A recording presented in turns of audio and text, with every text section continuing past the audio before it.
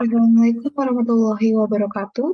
Saya Nabila Kalisa dari kelas 3B NPM 5621221026 akan mempresentasikan terkait tugas mata kuliah Alternative Dispute Resolution, yaitu terkait penyelesaian sengketa ketenagakerjaan atau hubungan industrial. Baik, pertama-tama saya akan memaparkan terkait definisi perselisihan hubungan industrial yang tercantum dalam Pasal 1 Angka 1 Undang-Undang Penyelesaian Perselisihan Hubungan Industrial, bahwa perselisihan hubungan industrial adalah perbedaan pendapat yang mengakibatkan pertentangan antara pengusaha atau gabungan pengusaha dengan pekerja atau buruh atau serikat pekerja atau serikat buruh karena adanya perselisihan mengenai hak, perselisihan kepentingan, perselisihan pemutusan hubungan kerja, dan perselisihan antar serikat pekerja atau serikat buruh dalam satu perusahaan. Selanjutnya, dasar hukum terkait perselisihan hubungan industrial diatur dalam Undang-Undang Nomor 2 Tahun 2004 tentang penyelesaian perselisihan hubungan industrial dan Permenaker Trans RI Nomor per titik 31 garis miring MEN garis miring 12 Romawi garis miring 2008 tentang pedoman penyelesaian perselisihan hubungan industrial melalui perundingan bipartit. Selanjutnya, perselisihan hubungan industrial menurut UU PPHI terdapat 4 jenis. Yang pertama, perselisihan hak yang diatur dalam pasal 1 ayat 2 UU PPHI, yaitu perselisihan yang timbul karena tidak dipenuhinya hak akibat adanya perbedaan pelaksanaan atau penafsiran terhadap ketentuan peraturan perundang-undangan, perjanjian kerja, peraturan perusahaan, atau perjanjian kerjasama. Yang kedua, perselisihan kepentingan yang diatur dalam pasal 1 ayat 3. Itu perselisihan yang timbul dalam hubungan kerja karena tidak adanya kesesuaian pendapat mengenai pembuatan dan atau perubahan syarat-syarat kerja yang ditetapkan dalam perjanjian kerja atau peraturan perusahaan atau perjanjian kerja bersama. Yang ketiga, perselisihan pemutusan hubungan kerja atau PHK yang tercantum dalam pasal 1 ayat 4, yaitu perselisihan yang timbul karena tidak adanya kesesuaian pendapat mengenai pengakhiran hubungan kerja yang dilakukan oleh salah satu pihak, baik pengusaha atau pekerja. Dan yang terakhir, perselisihan antar serikat pekerja atau serikat buruh yang diatur dalam pasal 1 ayat 5, yaitu perselisihan antara serikat pekerja atau serikat buruh dengan serikat pekerja atau serikat buruh lainnya hanya dalam satu perusahaan karena tidak adanya persesuaian paham mengenai keanggotaan pelaksanaan hak dan kewajiban keserikatan pekerjaan. Selanjutnya, upaya penyelesaian sengketa dapat dilakukan dalam 3 upaya. Yang pertama itu bipartit, itu perundingan antara pekerja atau buruh atau serikat pekerja atau serikat buruh dengan pengusaha untuk menyelesaikan perselisihan hubungan industrial. Upaya penyelesaian ini bersifat internal yang hanya dilakukan oleh pekerja dan pengusaha tanpa interupsi dari pihak ketiga. Selanjutnya, tripartit. Perundingan antara pekerja, serikat pekerja dengan pengusaha yang difasilitasi oleh mediator, konsiliator, atau arbiter sebagai tindak lanjut dari gagalnya tripartit. Sehingga dengan kata lain, apabila ingin melaksanakan upaya penyelesaian sengketa tripartit, terlebih dahulu para pihak yang bersengketa harus melakukan upaya penyelesaian sengketa bipartit. Dan penyelesaian bipartit ini harus dibuktikan apabila penyelesaian tersebut telah dilakukan dengan adanya risalah bipartit. Dan yang terakhir, pengadilan hubungan industrial. Pengadilan khusus yang dibentuk di lingkungan pengadilan negeri yang berwenang memeriksa, mengadili, dan memberi putusan terhadap perselisihan hubungan industrial. Baik, saya akan menjelaskan lebih lanjut tentang upaya penyelesaian sengketa bipartit. Dalam hal ini, para para pihak berkewajiban untuk beritikat baik, bersopan santun dan tidak anarkis, serta menaati tata tertib perundingan yang telah disepakati. Dan perundingan ini dilakukan dalam jangka waktu 30 hari kerja. Apabila dilakukan lebih dari jangka waktu yang telah ditentukan, maka upaya penyelesaian sengketa ini dianggap telah gagal. Upaya penyelesaian sengketa ini terjadi dalam 3 tahap. Yang pertama, persiapan sebelum perundingan, pelaksanaan perundingan setelah selesai perundingan, dan yang pertama itu persiapan sebelum perundingan. Pihak yang merasa dirugikan berinisiatif mengkomunikasikan masalahnya secara tertulis kepada pihak lainnya. Dan selanjutnya, serikat pekerja atau serikat buruh atau pengusaha dapat meminta pendampingan kepada perangkat organisasinya masing-masing untuk mendampinginya dalam upaya penyelesaian sengketa. Selanjutnya, pelaksanaan perundingan. Yang pertama, kedua belah pihak menginventarisasi dan mengidentifikasi permasalahan. Yang kedua, kedua belah pihak dapat menyusun, menyetujui, dan melaksanakan tata tertib secara tertulis dan jadwal perundingan yang disepakati. Yang ketiga, setiap tahapan perundingan harus dibuat risalah yang ditandatangani oleh para pihak.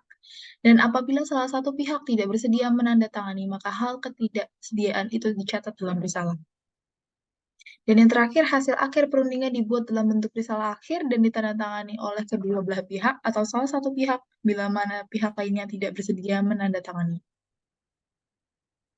Selanjutnya, setelah selesai perundingan, apabila perundingan berhasil, maka dibuat perjanjian bersama yang ditandatangani oleh para perunding atau para pihak dan didaftarkan pada Pengadilan Hubungan Industrial di Pengadilan Negeri Wilayah. Para pihak mengadakan perjanjian bersama. Dan apabila gagal, maka salah satu atau kedua belah pihak yang mencatatkan perselisihan akan mencatatkan perselisihan kepada instansi yang bertanggung jawab di bidang ketenagakerjaan kabupaten atau kota tempat kerja atau buruh bekerja dengan melampirkan bukti bahwa upaya-upaya penyelesaian melalui perundingan bipartit telah dilakukan. Baik, selanjutnya upaya penyelesaian sengketa tripartit dapat diupayakan menjadi 3 macam. Yang pertama, mediasi, konsolidasi, dan arbitrase. Mediasi adalah penyelesaian perselisihan hak, perselisihan kepentingan, perselisihan pemutusan hubungan kerja, dan perselisihan antar perikat pekerja atau serikat buruh hanya dalam satu perusahaan melalui musyawarah yang ditengahi oleh seorang atau lebih mediator yang netral. Yang kedua, konsolidasi. Penyelesaian perselisihan kepentingan, perselisihan pemutusan hubungan kerja, atau perselisihan antar serikat pekerja atau serikat buruh hanya dalam satu perusahaan melalui musyawarah yang ditengahi oleh seorang atau lebih konsiliator yang netral. Dan yang ketiga, arbitrase. Penyelesaian suatu perselisihan kepentingan dan perselisihan antar serikat pekerja atau serikat buruh hanya dalam satu perusahaan di luar pengadilan hubungan industrial melalui kesepakatan tertulis dari para pihak yang berselisih untuk menyerahkan penyelesaian perselisihan kepada arbiter yang putusannya mengikat para pihak dan bersifat final. Dan putusan tersebut kemudian didaftarkan di pengadilan hubungan industrial pada pengadilan negeri di wilayah arbiter menetapkan putusan tersebut. Jika putusan arbiter tidak dilaksanakan, maka dapat diajukan fiat eksekusi di pengadilan hubungan industrial pada pengadilan negeri. Dan apabila salah satu pihak merasa dirugikan atas putusan tersebut, maka dapat mengajukan permohonan pembatalan ke Mahkamah Agung paling lambat 30 hari kerja sejak diputuskan dengan alasan sebagaimana tercantum dalam pasal 52 ayat 1 Undang-Undang PPHI. Baik, selanjutnya pengadilan hubungan industrial. Pengadilan hubungan industrial memiliki kewenangan mengadili yang pertama di tingkat pertama mengenai perselisihan hak, yang kedua tingkat pertama dan terakhir mengenai perselisihan kepentingan, yang ketiga tingkat pertama mengenai perselisihan pemutusan hubungan kerja, dan yang terakhir tingkat pertama dan terakhir mengenai perselisihan antara serikat pekerja atau serikat buruh dalam satu perusahaan. Kedudukan pengadilan hubungan industrial terletak di pengadilan negeri kabupaten atau kota yang berada di setiap ibu kota provinsi, dan daerah hukum yang meliputi tempat pekerja bekerja. Pengadilan hubungan industrial terbagi dalam 4 step. Yang pertama, pengajuan gugatan. Yang kedua, pemeriksaan dengan acara biasa. 3, pemeriksaan dengan acara cepat. Dan yang terakhir, pengambilan putusan. Baik, yang pertama pengajuan gugatan.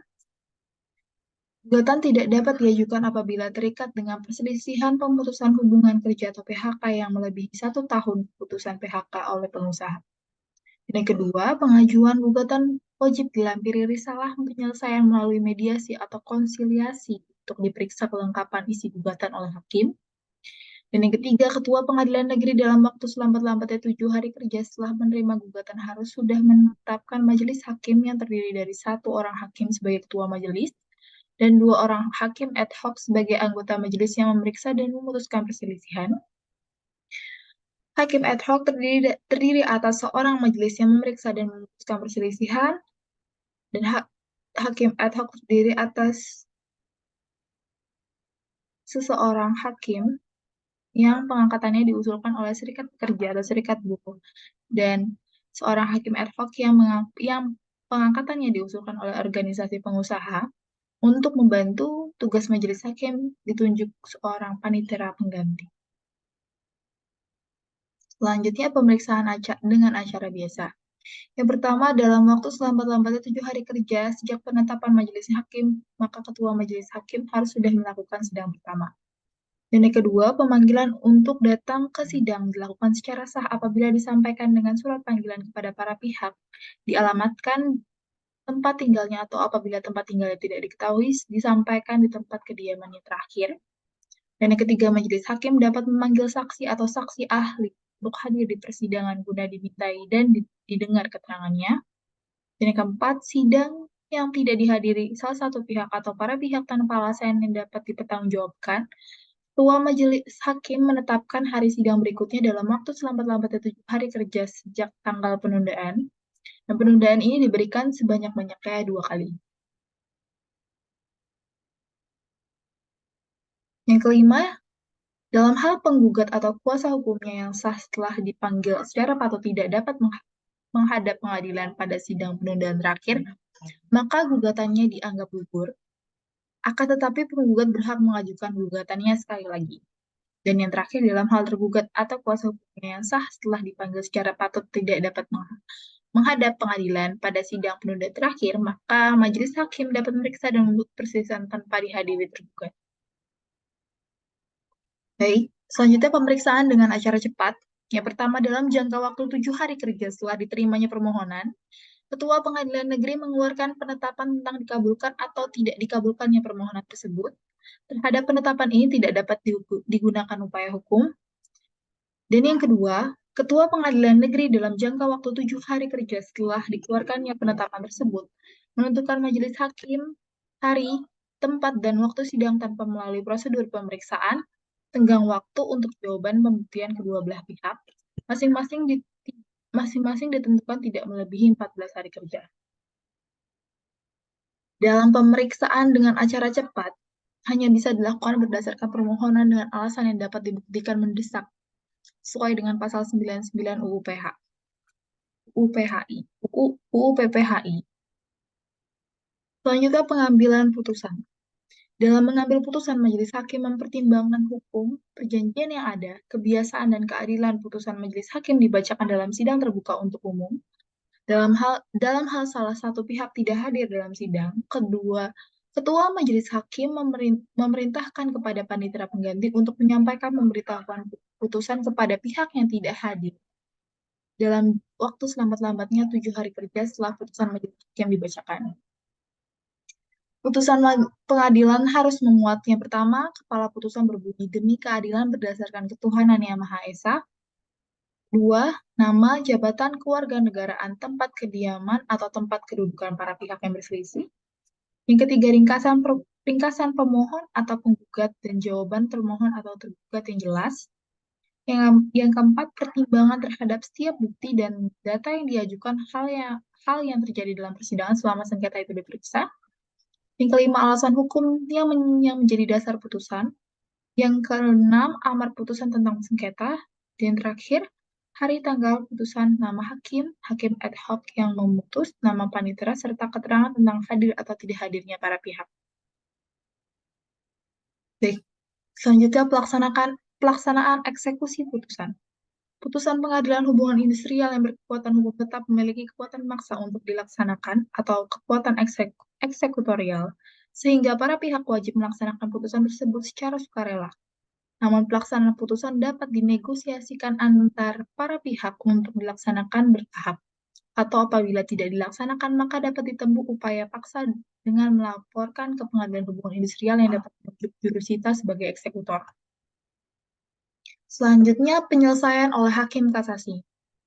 Pengajuan permohonan kasasi kepada Mahkamah Agung dilakukan dalam waktu selambat-lambatnya 14 hari kerja yang disampaikan secara tertulis melalui sub kepaniteraan Pengadilan Hubungan Industrial pada Pengadilan Negeri setempat. Yang kedua, sub kepaniteraan Pengadilan Hubungan Industrial pada Pengadilan Negeri dalam waktu selambat-lambatnya 14 hari kerja, terhitung sejak tanggal penerimaan permohonan kasasi harus sudah menyampaikan berkas perkara kepada Ketua Mahkamah Agung. Ketiga, Majelis Hakim Kasasi terdiri atas 1 orang Hakim Agung dan 2 Hakim ad hoc yang ditugasi memeriksa dan mengadili perkara perselisihan hubungan industrial pada Mahkamah Agung ditetapkan oleh Ketua Mahkamah Agung. Dan yang terakhir, penyelesaian perselisihan hak atau perselisihan pemutusan hubungan kerja pada Mahkamah Agung selambat-lambatnya 30 hari kerja terhitung sejak tanggal penerimaan permohonan kasasi. Baik, sekian presentasi dari saya, kurang lebihnya mohon maaf. Wassalamualaikum warahmatullahi wabarakatuh.